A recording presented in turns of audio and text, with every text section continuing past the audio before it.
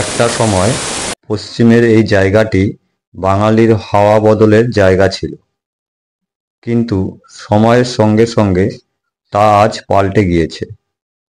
কিন্তু আমরা সেই বাঙালির ফেলে আসা পুরনো হাওয়া বদলের জায়গায় চলেছি, শিমুলতলা।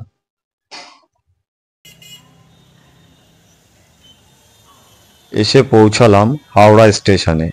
1 রাত 2 দিনের জন্য আমরা চলেছি 13029 হাওড়া থেকে মোকামা এক্সপ্রেস ধরে বিহারের জামুই জেলার শিমুলতলায়।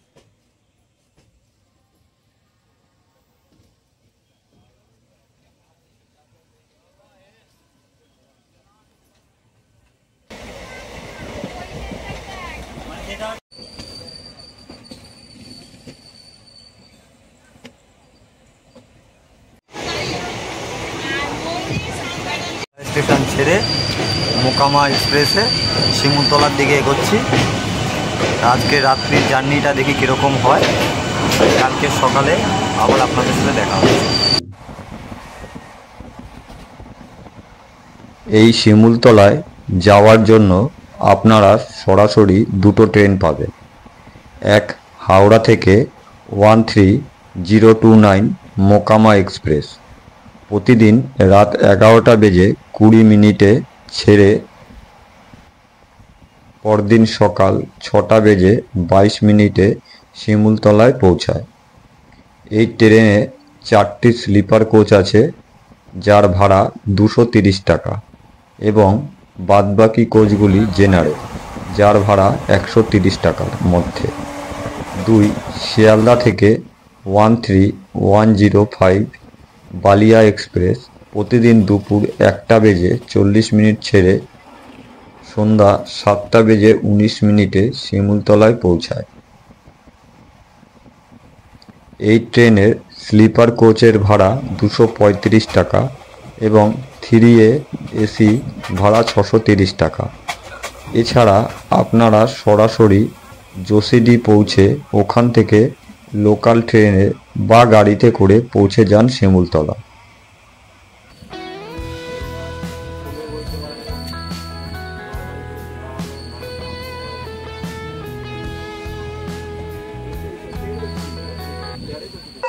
আমরা এখন শিমুলতলা এসে পৌঁছালাম। এবার আমরা স্টেশনের বাইরে যাব।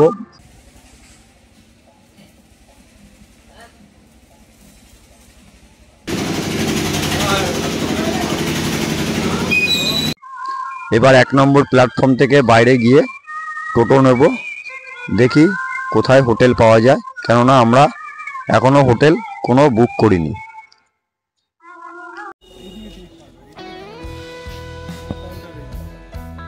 স্টেশন থেকে অটো নিয়ে বেরিয়ে পড়লাম হোটেলের সন্ধানে।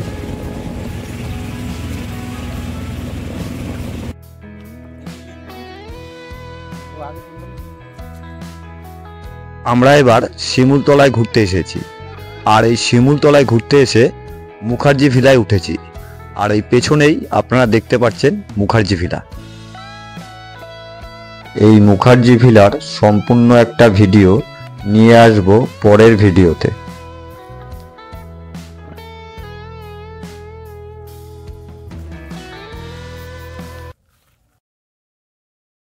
আমার কাছে বেশি, এখন জানি না, ও বললো নুন বেশি, তাহলে হয়তো নুনটা একটু বেশি আছে। কেমন লাগবে? ভালো লাগছে, খুব ভালো।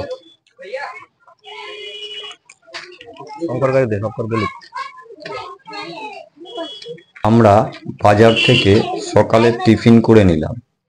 এখানে 4টে পুরি এবং সবজি 20 টাকা। আর একটি কথা অবশ্যই আপনাদের বলা দরকার, এখানে আসলে পরে অবশ্যই এখানকার মিষ্টি একটু খেয়ে দেখবেন, কারণ এখানকার মিষ্টি স্বাদে অতুলনীয়।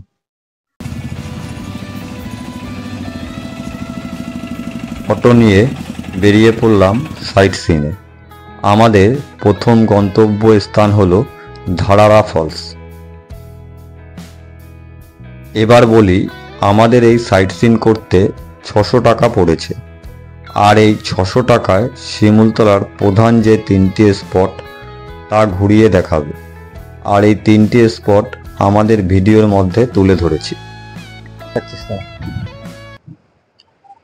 আমরা ধারা ফলসের সামনে এসে পৌঁছেছি।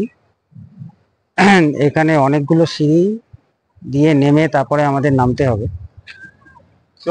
চলুন নামা যাক। এতগুলো সিঁড়ি অতিক্রম করে এবার নিচে নামবো। সবারই পায়ে চলুন কতটা নিচে আপনাদের দেখাচ্ছি। না, নামার রাস্তাটা খুবই সুন্দর, পাশে রেল। নামতে অসুবিধা হবে না, অসুবিধা হবে ওঠার সময়। উঠতে কষ্ট হবে, নামতে কোনো অসুবিধা নেই।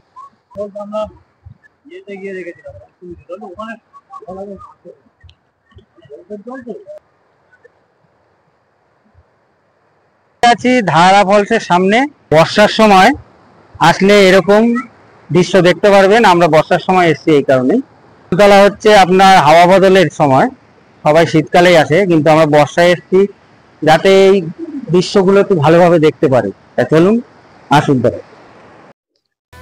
ধারারা ফলস আসলে একটি নদী, তেলোয়ান নদীর একটি অংশ, যেখানে রঙিন পাথরের ওপর দিয়ে জলে বয়ে যায়। এটি একটি বড় জলপ্রপাতের মতো না হলেও এর শান্ত ও মনোমুগ্ধকর পরিবেশ দেখে আপনাদের এখান থেকে যেতে ইচ্ছে করবে না।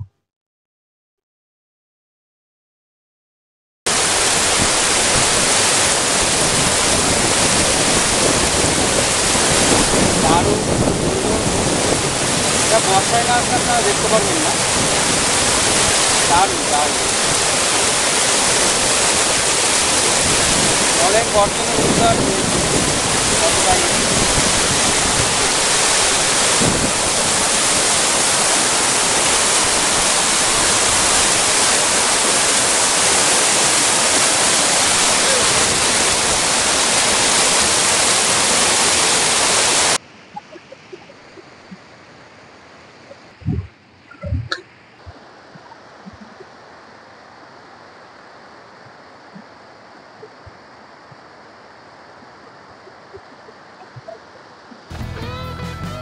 ধারারা ফলসকে পেছনে ফেলে রেখে আমরা অপরূপ সুন্দর প্রাকৃতিক সৌন্দর্যকে উপভোগ করতে করতে এগিয়ে চললাম।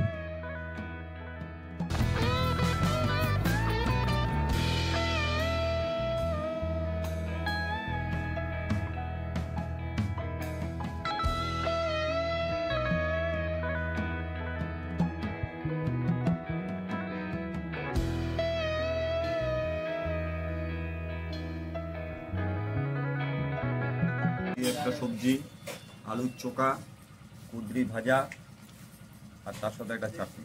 এই বিহারের স্পেশাল চাটনি। রান্না বান্না কেমন? রান্না বান্না ভালো, খুবই ভালো। 100 টাকা ঠিক আছে। লাইন হোটেলে দুপুরে খাবার খেয়ে নিলাম। 100 টাকায় সবজি ভাত, সঙ্গে 2 পিস করে চিকেন।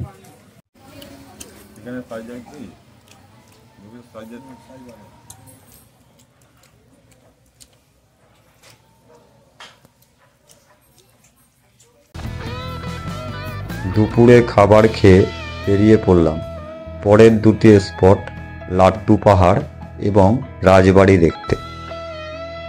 রাস্তার ধারের অপরূপ সৌন্দর্য দেখতে দেখতে আমরা এগিয়ে চলেছি।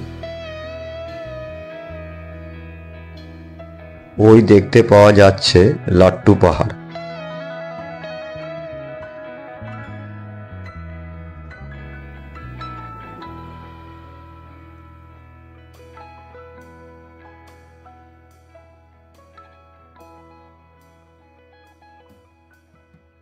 আমাদের গাড়ি এসে পৌঁছালো লাট্টু পাহাড়ের সামনে।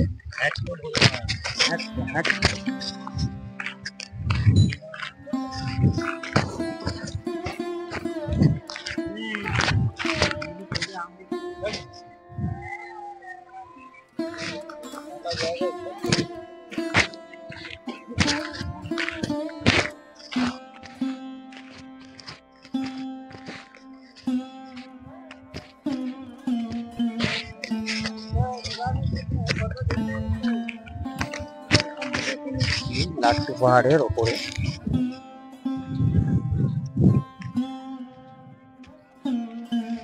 এই লাট্টু পাহাড়ে ওঠার জন্য অনেকগুলো সিঁড়ি চড়ে ওপরে উঠতে হবে। এই পাহাড়টাকে লাট্টুর মতো দেখতে বলে এই পাহাড়কে লাট্টু পাহাড় বলে ডাকা হয়।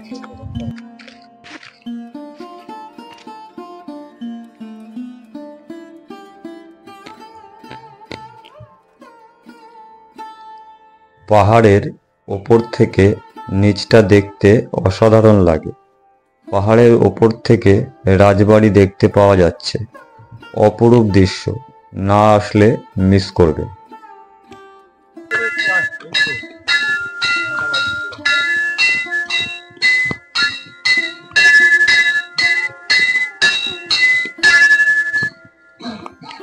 আমরা এখন মন্দিরে এসে পৌঁছালাম।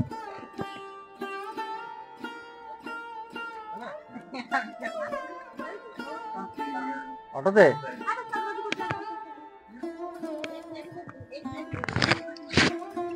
আমরা এখন লাট্টু পাহাড় দেখে চলেছি রাজবাড়ির দিকে।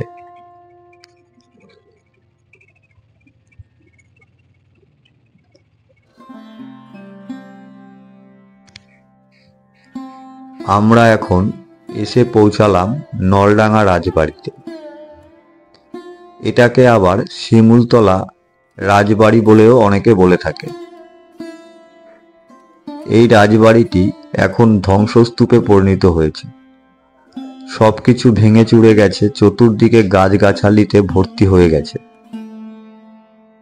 যেটুকু শুনতে পাওয়া যায়, এই রাজবাড়িটি ছিল নাকি বাংলাদেশের যশোরের নলডাঙ্গা রাজার, তাই এটা নলডাঙ্গা রাজবাড়ি বলেও পরিচিত। এক সময় এই রাজবাড়িতে অনেক বিপ্লবী গোপনে মিটিং করে গেছে। এখন যা অবস্থা, তাতে এই রাজবাড়িটি আর কতদিন এইভাবে থাকবে জানি না। আমরা তাও দেখতে পেয়েছি। আগামী দিনে যারা ঘুরতে আসবেন তারা কিছু দেখতে পাবেন কিনা সন্দেহ আছে। এছাড়াও এই রাজবাড়িতে অনেক বাংলা বইয়ের শুটিং হয়েছে।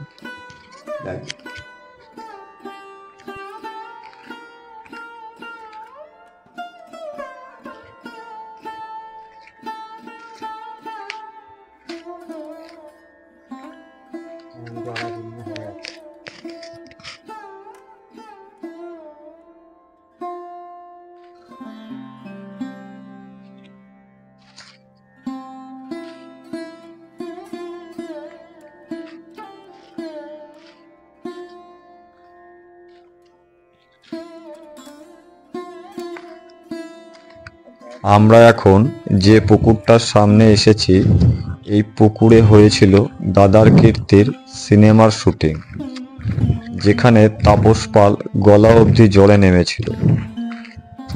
এছাড়াও এই পুকুরে ভানু বন্দ্যোপাধ্যায়ের আশিতে আসিও না সিনেমার শুটিং হয়েছে, যেখানে ভানু বন্দ্যোপাধ্যায় এই পুকুরে স্নান করে বয়স কমে গিয়েছিল।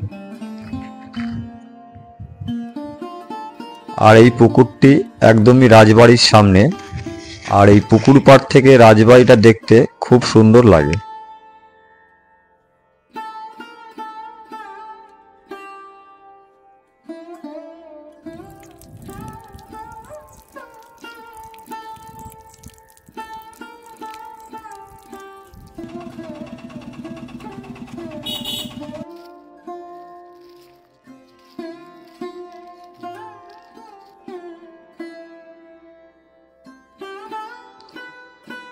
আমরা এখন এসেছি রামকৃষ্ণ মিশনে, যেটা কিনা এখন বন্ধ হয়ে পড়ে আছে।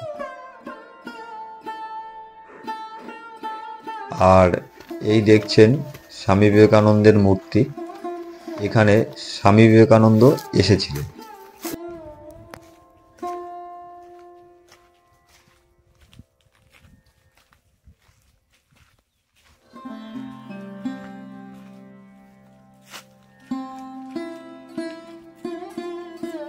এখানে আসলে প্রচুর পুরনো বাঙালি বাবুদের বাড়ি দেখতে পাওয়া যায়। তার মধ্যে কিছু বাড়ি আপনাদের সামনে তুলে ধরলাম।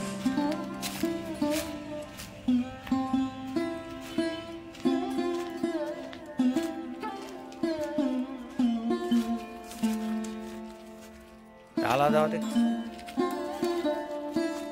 ওই কুয়ো আছে মনে হয়, এতে বেল পড়ে আছে।